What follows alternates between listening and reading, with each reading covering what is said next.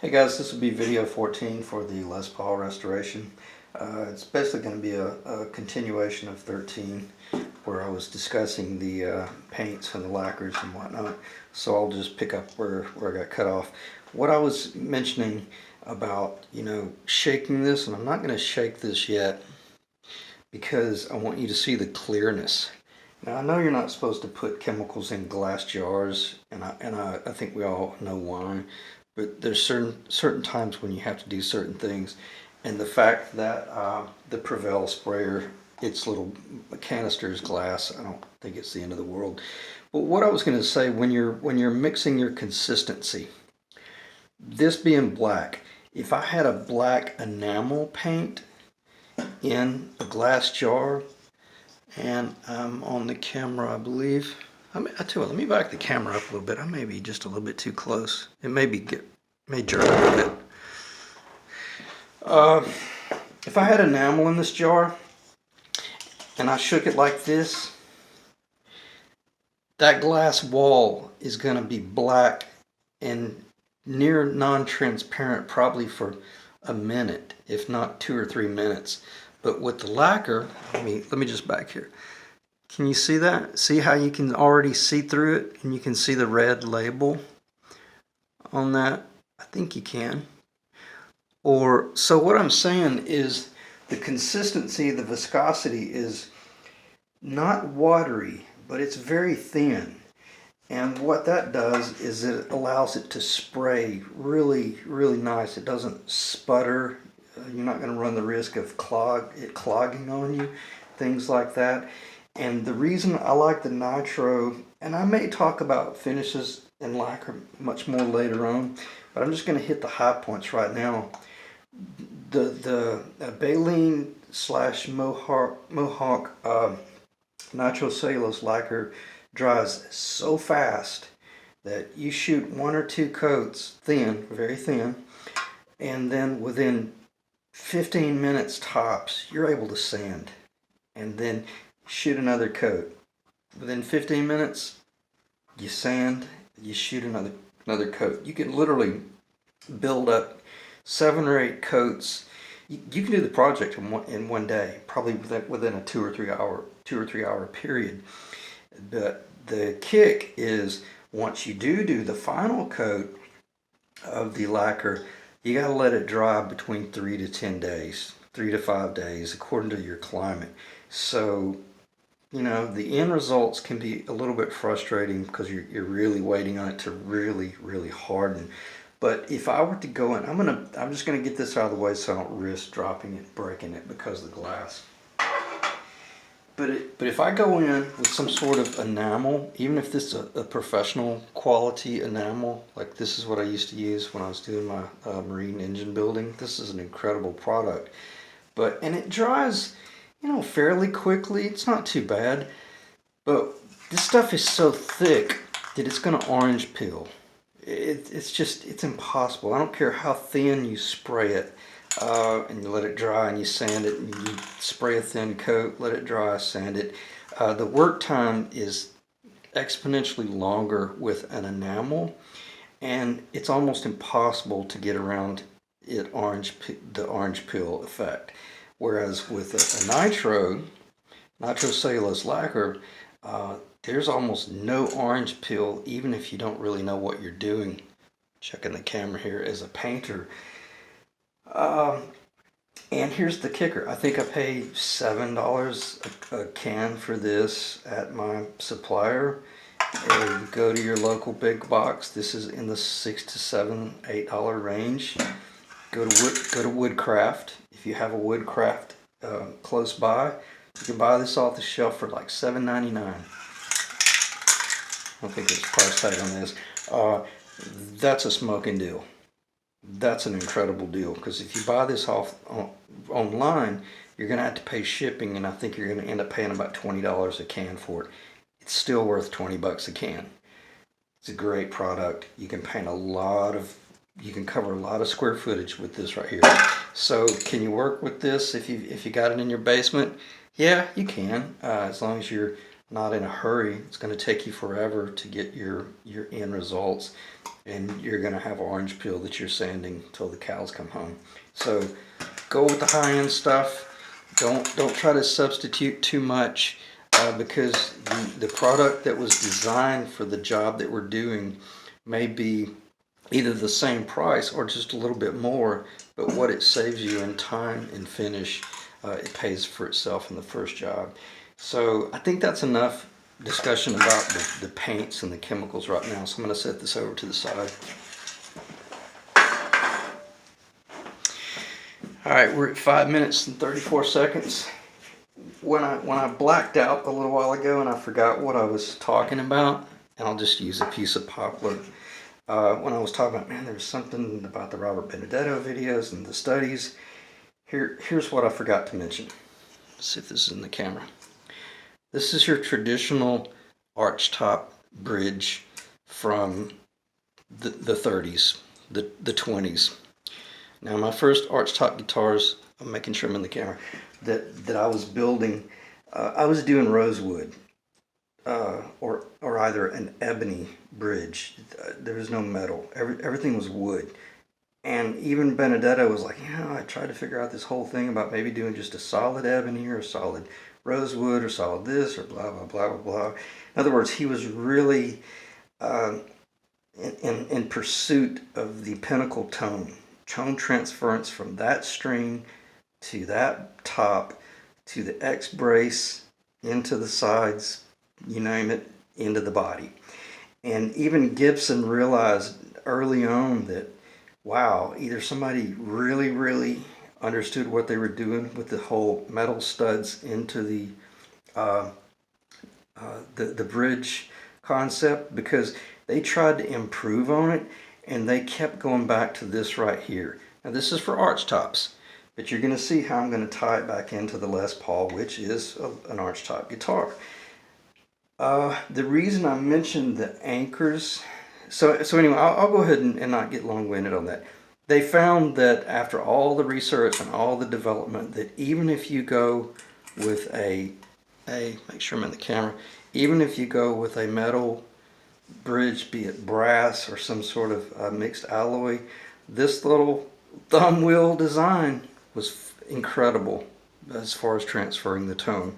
So that's why in one of the first couple of videos I brought up the whole idea of the Gretsch. I like the Gretsch just a little bit higher. I'm able to get the bridge. I can, if the intonation is out a little bit, I can kick this side a little bit, or I can pull it back. With the Les Paul, where the problem runs into, once you got those anchors in, your intonation is pretty much set.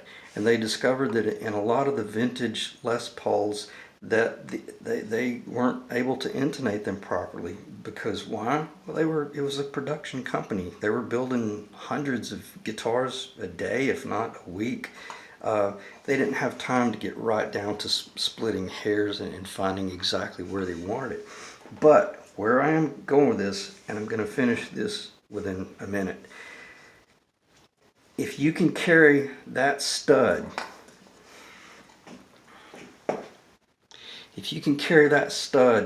through the maple top, and that maple top is intact and it's at 100%, and then you can carry that stud a little bit deeper down into the mahogany, and we know that our mahogany is 100% now and it's intact, guess what we're doing?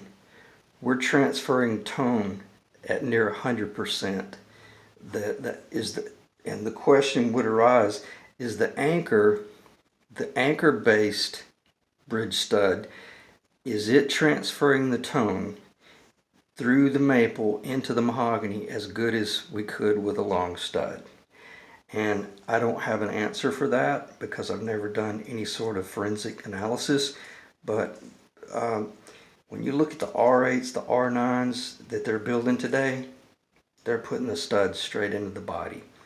Now, is that because of nostalgia, or or do they truly realize that, hey, our forefathers back in the 50s figured this stuff out and they knew this is where the tone really came from, and don't change a good thing.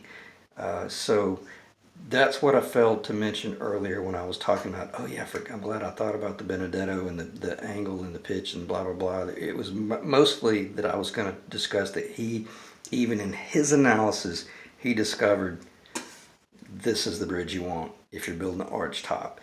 And why? Because those studs go into that little bridge right there, and then that tone is transferred. If that is shaped properly to the top of the guitar, you're going to get incredible transference. If you don't have a bridge, what's the next best thing? A hole that's an inch and a half deep, or an inch deep, or 7/8 of an inch deep, and that the bridge is not going anywhere, and all that tone is transferring down into the top. I should have shown that. Like, say if your top is, you know, roughly ½ inch. So I think you guys get what I'm talking about. So that's why I mentioned, if this were my guitar, I'd do this right here, because I've built enough jazz guitars to know that, wow, it's amazing. I can audibly tell the difference between using studs into the wood rather than some sort of other design. All right, what else could I cover? And I just cleared the phone, so this could end up being a fairly long video, but I think that's good, because if anything right now, I'm just going to take advantage of covering some oddities that maybe I've overlooked. So let me set this to the side.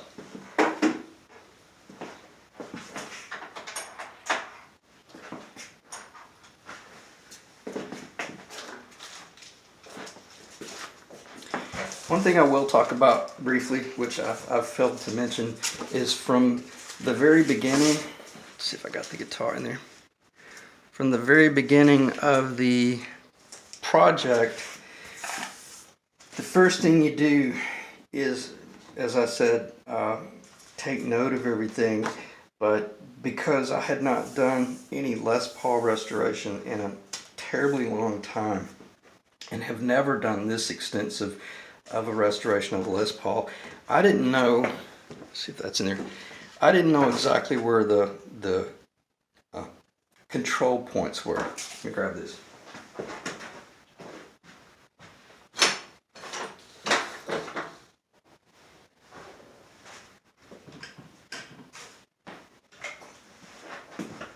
I thought I'd lost it. Make sure the camera's still rolling. This was basically all we had, if you remember. That's all we had. I had this one point up here, and then I had that one point down there. In hindsight, I probably should have measured off of where this stud went through.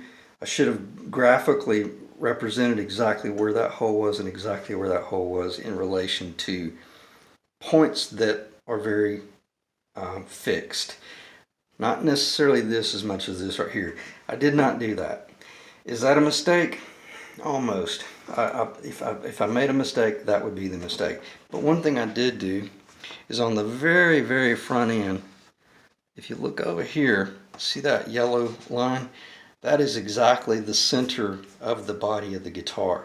Now this was when the top was rotten and broken loose. I slid this piece of paper up under that damaged part, pried it open, and then I set it up in here, and I made sure that I was exactly where I wanted to be. And then I came in, yeah, I think this is the one, and I came in and I did pencil marks on both sides to determine this is the actual body, I'm sorry, that's the actual back side of the route, and then this is the actual body line, the dash lines. So what does that tell me?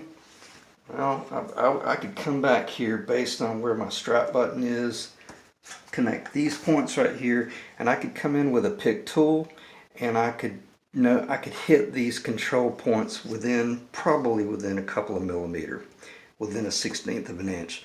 Nobody would ever know. But the drop, especially now if it were a flat top, that would definitely be a consideration. But you have to keep in mind, when I took this tracing was the back side of the top at its flat plane. So you transfer this up here to the arch top, and then you put it on an angle and you drive a pin through that, you're probably going to hit the wrong location. You're going to miss it by 1/4 of an inch. So I've got to do some engineering based on flat planes and things like that I kind of should have done early on in the job before I got to this point. And I got to assure myself that once I drilled through this top that, you know, I'm on the right. Make sure I'm not. Yeah, I got to make sure that my drill bit is on the right angle. Everything about this is real critical. And I've done this plenty of times with my other arch tops that's not going to be an issue. But anyway, that's one way to map it out if you're doing a major renovation like we are doing. And this is another reason why I don't trust the online information, because if you go online and you say, hey, what's the distance from the tailpiece stud to the first volume pot, and somebody says, oh, it's 22 millimeter. Well, 22 millimeter on a straight plane based on your program, or is it 22 millimeter, you know, in other words, just be very cautious of trusting the information that you receive online, because you know, you guys may not be on the same page. So anyway, I'm talking off the top of my head there a little bit and almost rambling, but I think that's pretty important that you make note of that. Again, my ego's in check. If I don't make the discovery of exactly what it is I want to do here, I'm not drilling anything. I'm not touching this baby until I take a trip over to Guitar Center, or either call Stuart McDonald or somewhere and put my hands on a Les Paul and measure up and make sure that I map that out properly before those holes get drilled. So anyway, I think I drove that home. I didn't sand quite enough right there, but now looking down on this, I still didn't miss anything, so I don't think there's any reason to do any sanding. So, and I'm probably going to make this a fairly short video. I don't really see the need of talking about anything else. Don't really want to start talking about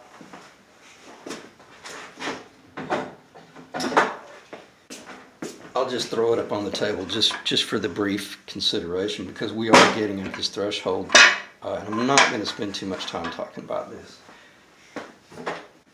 But you're at a point right now to where, even though the online spec says, yeah, this neck was this guitar was a 3-piece maple, it was this, it was that, it was so thick, it was such and such distance from here to here, which we discovered was wrong.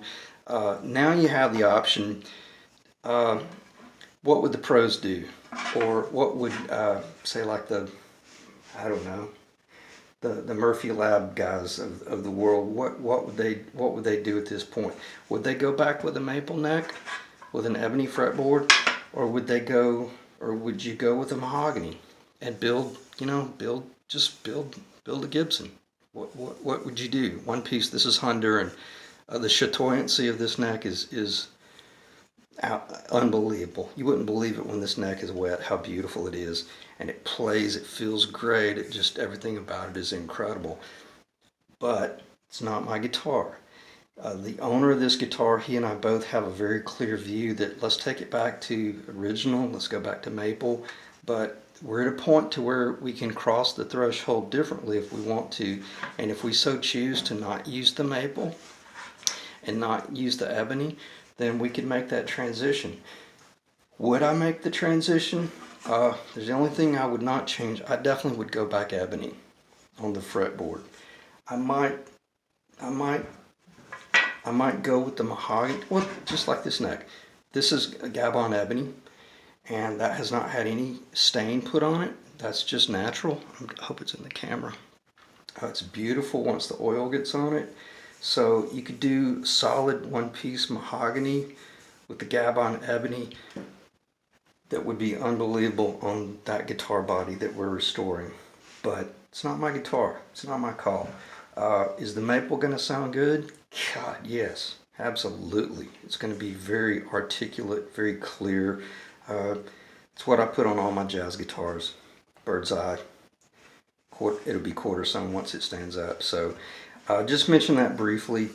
I'm not going to go into too much detail here, but probably one of the reasons that this thing took such a catastrophic break, this is more than just probably a drop on the floor.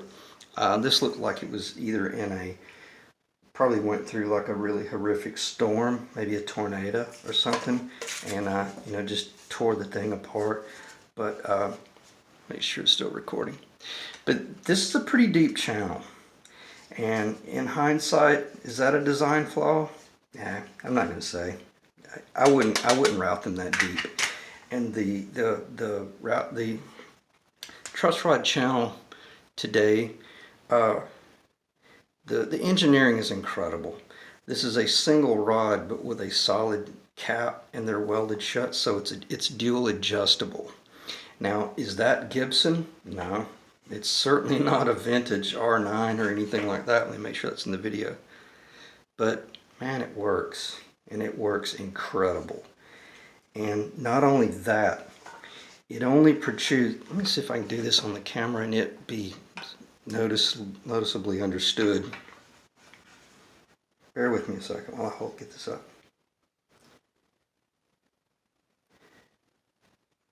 Oh, it's hard to hold. Okay, now I'm going to sit back here and look through the camera. Alright, see the bottom of the binding? Just imagine the bottom of the binding being the top of the truss rod. Now look how much wood is still left. There is an enormous amount of wood that is still left. This is only 3/8 of an inch. It only requires a 3/8 inch deep route in order for it to be flush. This surface right here to be flush with the bottom of the fretboard or the top of the neck. So that gives you an 8, and this channel is 5/8 of an inch deep route. By using this truss rod, it allows you to have a full 1/4 of an inch wood remaining in there. So tone, strength, tone, strength, tone, strength. There's no reason to say anything else. The less wood you can take out of the neck, the better. So I'm glad we were able to kind of briefly hit these things out of the wild, but be thinking about these things. And Rick, this is kind of for you as well, because this being your guitar, I know we're very set on the maple, but it's never too late to change your mind, and it's cool if you do, and it's cool if you don't. It's your guitar. Do I love maple with an ebony top? Absolutely. It's a phenomenal neck. The Honduran mahogany would be just a little bit warmer, but it might be a little bit more complex tone. It might be a more interesting guitar. So, and I'll just end it at that.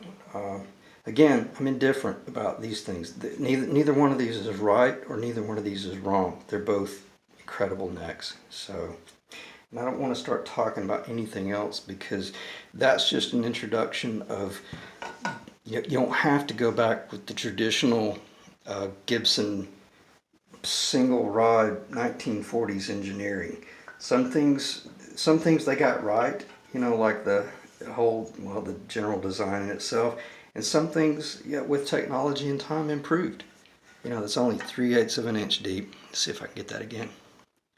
It leaves an enormous amount of wood in the neck, transferring to better tone. So, and that's the way we're going to build this neck. And Rick and I, the owner, we've already talked about this, that he's cool that if you take this truss rod cover off, that you don't look in there and see the traditional Gibson.